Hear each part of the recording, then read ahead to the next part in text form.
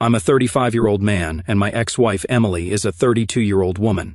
6 months ago, my life completely fell apart when she hit me with some news I didn't see coming. We had been married for a year and a half, together for 3 years, and while things weren't always perfect, I honestly thought we were solid. But of course, I was wrong. Emily and I met in a pretty typical way. We both worked in the same hospital. She was a nurse, and I'm a doctor. It wasn't anything out of the ordinary, just two people working the same shifts, grabbing lunch together occasionally, and then one thing led to another. I fell for her hard. She was smart, driven, and we had good chemistry. I thought we clicked on a deep level, the kind of connection where you feel like you're both in sync, like you're a team. Fast forward 3 years, and we were married with a 1-year-old son. Life was pretty hectic, but in a good way. I was working long hours at the hospital, trying to balance being a dad and a husband, and Emily was doing her part too, at least that's what I thought. But clearly, I wasn't paying close enough attention. See, Emily had this friend, Alex, who she met about a year into our marriage. At first, I didn't think much of it. She was always meeting new people at work or through social media since she started getting into the influencer stuff. I wasn't exactly tuned into that world, but it was her hobby, so whatever. Alex, though, was different. He's one of those social media guys, constantly posting about his lifestyle, showing off expensive stuff, talking about how he's self-made. You get the picture. The dude was 28 but acted like he had everything figured out. Emily started hanging out with him more, which I still didn't see as a problem. I trusted her, and she always said it was just for networking or because he had connections that could help her grow her online presence. It didn't bother me at first, but looking back, maybe I should have been more suspicious. Hindsight is 20/20, right? Then came the day she sat me down and dropped the news. I had just gotten home from work, completely exhausted, and she told me we needed to talk. Now, let me tell you, nothing good ever comes from that phrase. It's like a punch to the gut before the actual blow lands. She straight up told me she had been seeing Alex for a few months and was leaving me for him. My brain froze. I just stared at her, trying to process what she was saying. She said she had fallen out of love with me, that I was too busy with work, and that Alex was there for her in a way I wasn't. Like, what? I was busting my ass trying to provide for her and our son, and apparently that wasn't enough. The kicker was that she didn't just fall for him out of nowhere. She had been cheating on me with him for months. Months. I think that's what hit me the hardest. It wasn't a mistake. It wasn't a one-time thing. She had been lying to my face every day. It's like every moment we shared suddenly felt fake, and that kind of betrayal cuts deep. But she wasn't done. Nope. She already had the divorce papers ready, like she had everything planned out. The only thing that had been holding her back was figuring out if Alex was serious about her. Apparently, once he gave her some sort of commitment, whatever that means, she decided to ditch me and our son and start her new life with him. It felt like I got hit by a truck. I remember sitting there, just numb, as she laid out her plan like it was no big deal. She was so casual about it, like it was a simple decision to walk away from everything we had built together. But the part that really made me lose it, she didn't even want to fight for our son. She didn't want custody, didn't want anything. I mean, who does that? She was so ready to move on with her new life that she didn't even care about our kid. She said, "It's better for him to stay with you since I'll be too busy." I still can't wrap my head around how someone can just walk away from their child like that. I was furious, heartbroken, and honestly confused as hell. I thought we were in love. Sure, we had some rough patches, but nothing that screamed, I'm going to leave you for a younger, richer guy. But there she was, telling me that she was done with our marriage, done with me, and practically done with being a mom. The divorce itself was pretty quick. I wanted full custody of our son, and she didn't even bother to fight me on it. She didn't care about getting anything from the house or the assets we shared. It was like she was just cutting ties and moving on as fast as possible, like our marriage was just a phase she was outgrowing. I had to handle everything, signing the papers, adjusting to being a single dad, dealing with the shock of it all, while she just walked away. I'm not going to lie, the first few months were brutal. I kept wondering what I had done wrong, where I had failed. But eventually, I realized it wasn't me, it was her. She wanted a life that I couldn't give her, a life of fame, money, and attention, and she found that with Alex. It wasn't until later that I found out the real reason behind her leaving so quickly. You know how I mentioned Emily got pregnant a few weeks after the divorce? Well, turns out she was already pregnant when we split. I didn't know at the time, but the timing made it pretty clear that it wasn't mine. I found out through some mutual friends that she had announced her pregnancy right after we finalized the divorce. It didn't even faze me by that point. She was already out of my life, and honestly, good riddance. But what really stuck with me was how she just walked away from our son. No calls, no texts, nothing. She hadn't even checked in to see how he was doing. It was like she had erased us both from her life. I've had to come to terms with the fact that she never really cared about us the way I thought she did. That's a hard pill to swallow, but it made it easier to hate her, and I think I needed that, to be honest. Something to help me move on. So, yeah, that's where things were for a while. I was left picking up the pieces, trying to figure out how to be a single dad, and Emily was off living her influencer dream with Alex without a second thought about the family she left behind. So, after the whole mess with Emily, I was just trying to get my life back together. Being a single dad was no joke, but I was starting to adjust. I didn't really think things could get crazier than what had already happened, but of course, life had other plans.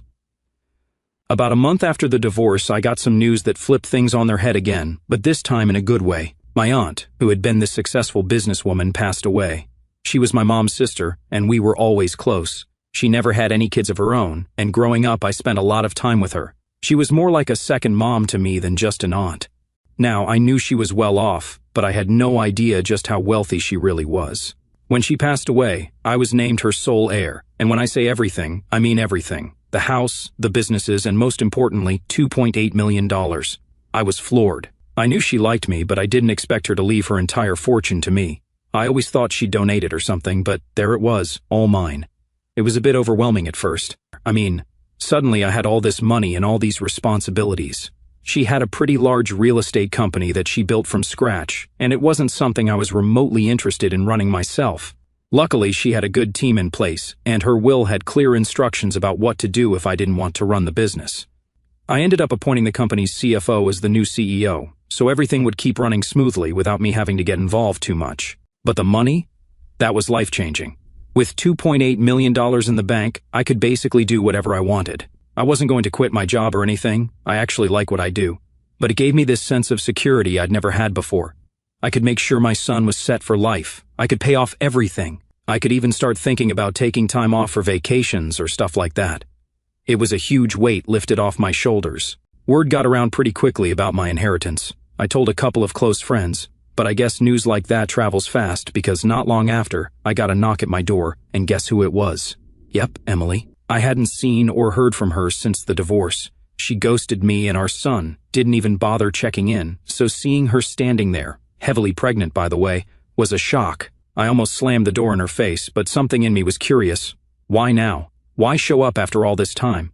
She had a new life with Alex, so what was she doing back here? She started with small talk, which I had absolutely no interest in. She asked about our son, like she suddenly cared after months of silence. I just gave her short one-word answers because I wasn't about to play along with her fake concern. Finally, after what felt like forever, she got to the point. She knew about the inheritance. I don't know who told her, but clearly someone spilled the beans, and that's when she dropped the real reason she was there. She wanted to talk about her baby. More specifically, she wanted me to put my name on the birth certificate as the father. At first, I thought I heard her wrong. Like what? How does that even make sense? So, I asked her to explain, and it turned out her reasoning was just as ridiculous as it sounded. She said that since we were still technically married when the baby was conceived, I had some kind of claim to the baby, even though we both knew it wasn't mine. She thought it would be better for the family if both our kids had the same last name and were officially siblings on paper. I couldn't help it. I actually laughed in her face. Come on, this was so transparent. She didn't care about family unity or whatever. This was about one thing: money. She knew about the $2.8 million, and she was trying to secure her and the baby's future by making me take on this responsibility. It was pathetic, honestly. The nerve of her to come back after ditching our family and now asking me to step up for a baby that wasn't even mine. I asked her straight up if she had done a paternity test, and she admitted she hadn't. But that didn't stop her from pushing the idea that I should be the one on the birth certificate.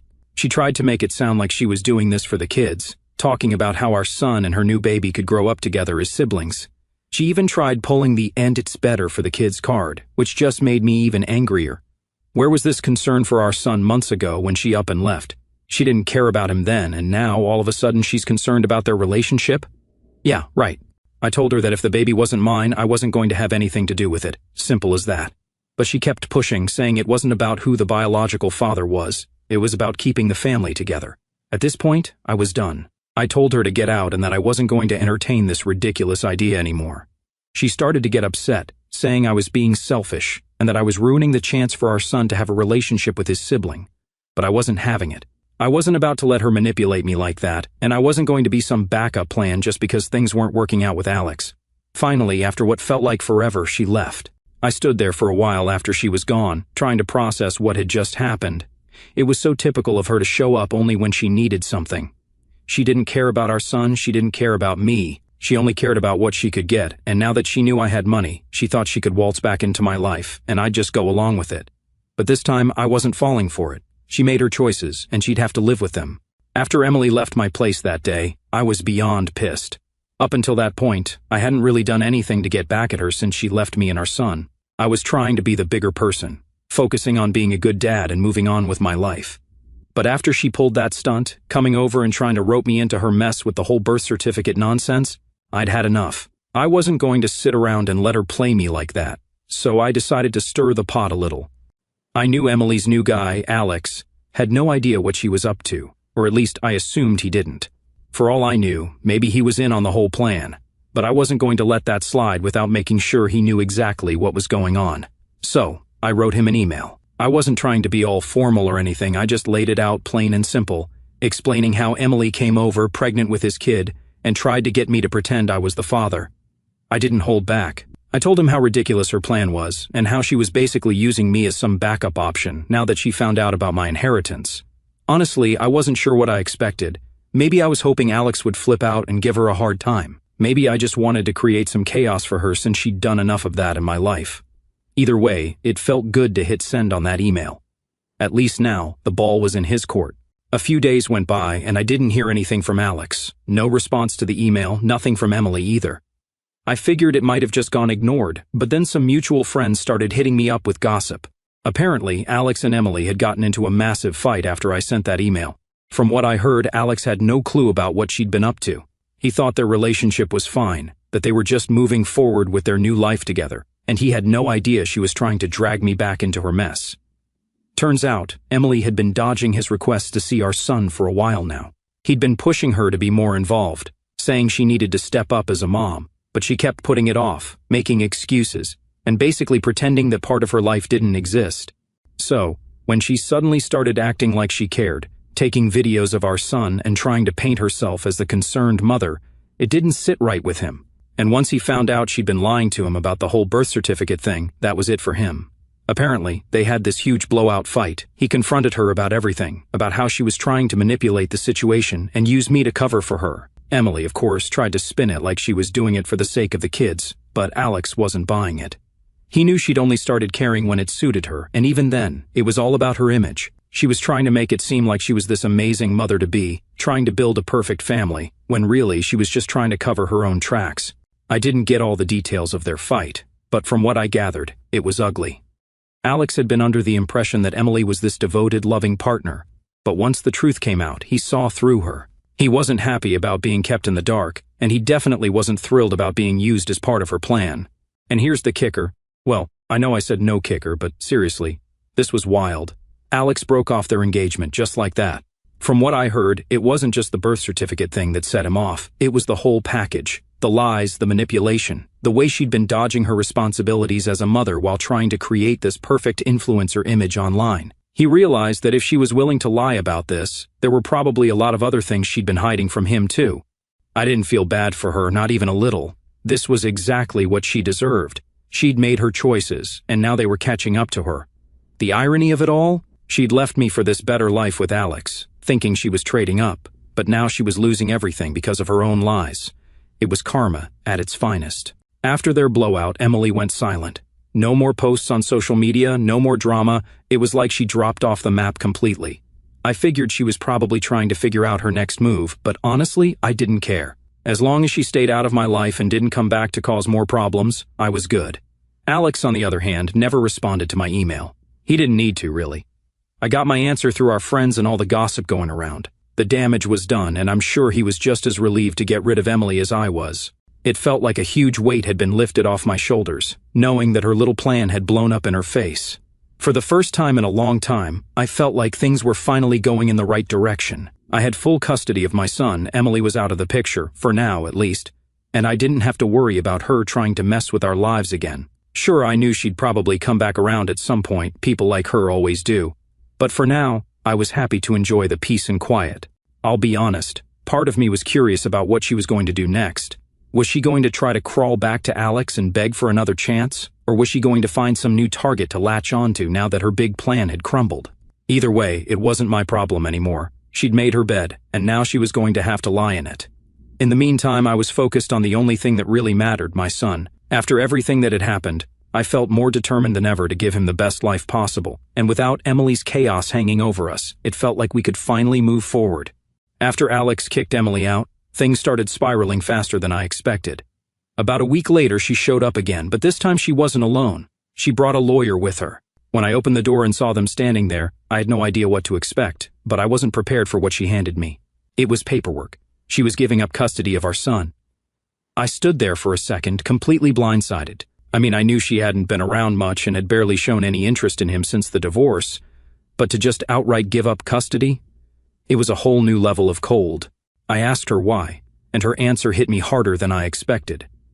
She said it was in our son's best interest for him to have only one parent because she was going to be too busy with her new baby. She even admitted that seeing him the other day had made her realize she wasn't attached to him anymore, like she had moved on from being his mom.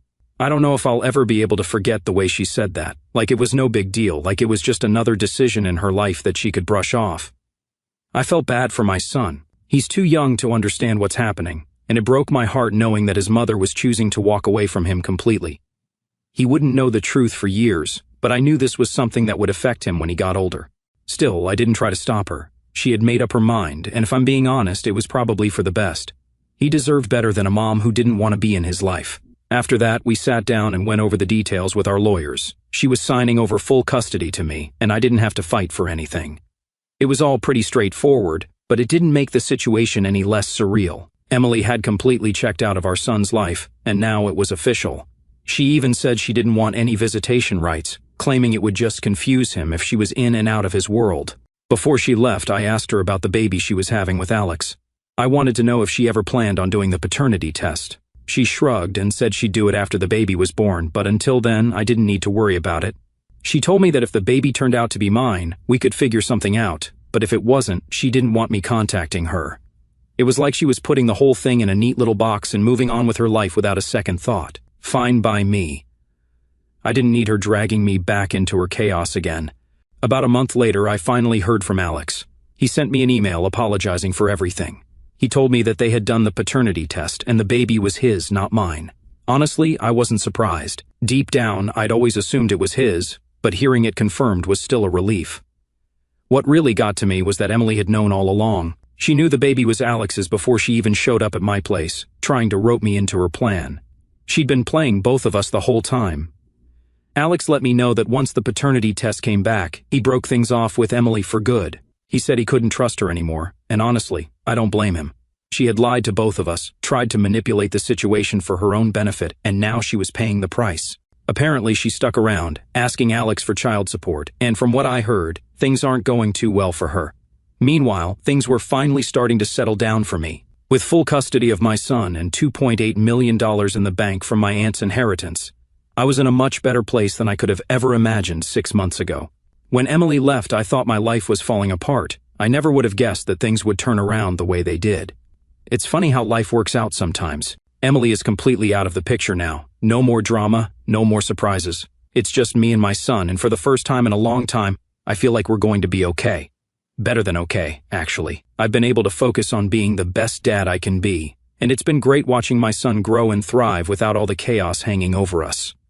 We're even planning a vacation together soon. Chin update. A few months after I got full custody of our son, I started hearing little bits and pieces about Emily through mutual friends. Apparently, things had gone downhill for her fast after Alex kicked her out. She wasn't living in the cushy influencer world she dreamed of anymore. In fact, she was living back with her parents. That alone felt like some kind of poetic justice. She had left everything for what she thought was going to be a glamorous life with Alex, and now she was stuck back in her old bedroom like a teenager. From what I heard, Alex wasn't too eager to deal with her anymore either. Sure, he was on the hook for child support now that the paternity test proved the baby was his, but that was about it. He didn't want anything to do with Emily beyond the legal obligations, and I guess that made her life even harder. Without Alex's financial support or his influencer status to ride on, her social media career hit a dead end. She went from getting sponsorships and followers to barely scraping by, trying to keep up the illusion of her perfect life online. I'd be lying if I said it didn't make me feel a little bit satisfied to hear all of this. I mean, after everything she put me through, It felt like karma was finally catching up to her. She'd thought she could walk out on me and our son, ditch her responsibilities and upgrade to this shiny new life, but life had other plans. It didn't stop there, though. Apparently, Emily tried to revive her social media career by playing the single mom card. She started posting about how hard it was raising a baby alone, trying to paint herself as this struggling but strong mom. The problem? People started calling her out hard. See, the thing about the internet is that it remembers everything. There were plenty of people who knew the real story, how she'd left me, tried to con me into being her backup plan, and then abandoned our son entirely. And those people weren't afraid to speak up. Her comment sections turned into a war zone. People were calling her out for pretending to be something she wasn't, accusing her of using her kids for sympathy, and generally just tearing apart the fake image she'd tried so hard to create. It wasn't long before brands and sponsors started backing away. No one wanted to be associated with her anymore. The drama was too much, and it was clear that her audience didn't trust her. What little income she had from her influencer career dried up fast. She tried pivoting to other platforms, but the damage was already done. Her name was too tied to the mess she'd created. Meanwhile, her personal life wasn't any better. From what I heard, Alex had completely cut her off, except for the legal child support payments. He didn't want her anywhere near him or the baby. It was kind of ironic, really. She had left me and our son to be with him, and now she was totally on her own. No Alex, no steady income, no one to rely on. I tried not to think about her too much. I was too busy focusing on my son, and honestly, my life was in a good place. But it's hard to ignore when you keep hearing how hard someone's fallen, especially when that someone is the person who caused you so much grief. I felt a little bad for her, but at the same time, I knew she brought it all on herself. Then, the icing on the cake came a couple of weeks ago. A mutual friend told me that Emily's parents were fed up with her. She had moved back in with them, thinking it would be temporary, but months later, she was still there with no real plan to get her life back on track.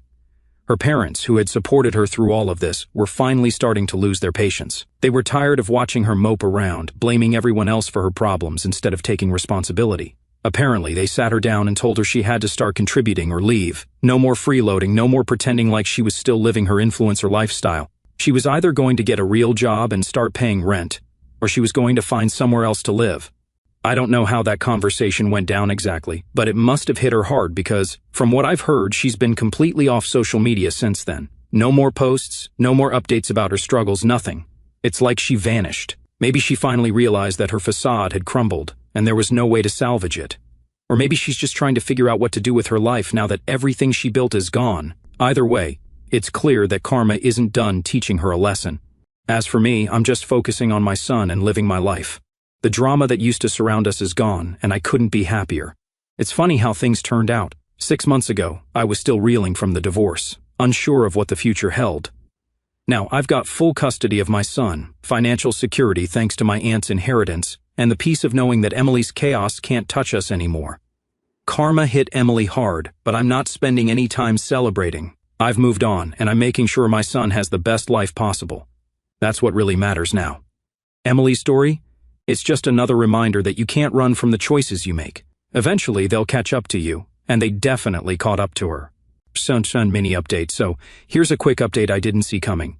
After all the drama, after signing away custody, and after everything that's happened with her life falling apart, Emily had the audacity to call me. Yeah, you heard that right. Out of nowhere, I get a call from her.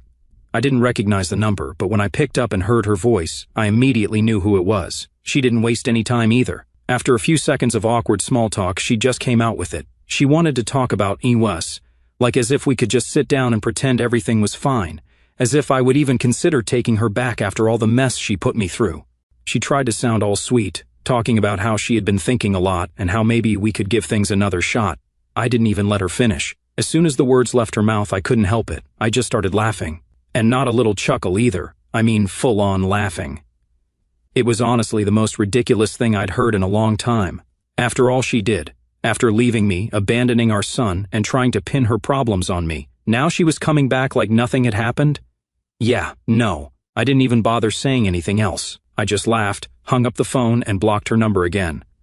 There was no way I was getting pulled into her drama, not after everything I'd been through to finally be free of it. She had her chance, and she threw it away. And now, when her life's a mess, she thinks she can just come crawling back? Absolutely not. So yeah, that's the mini update.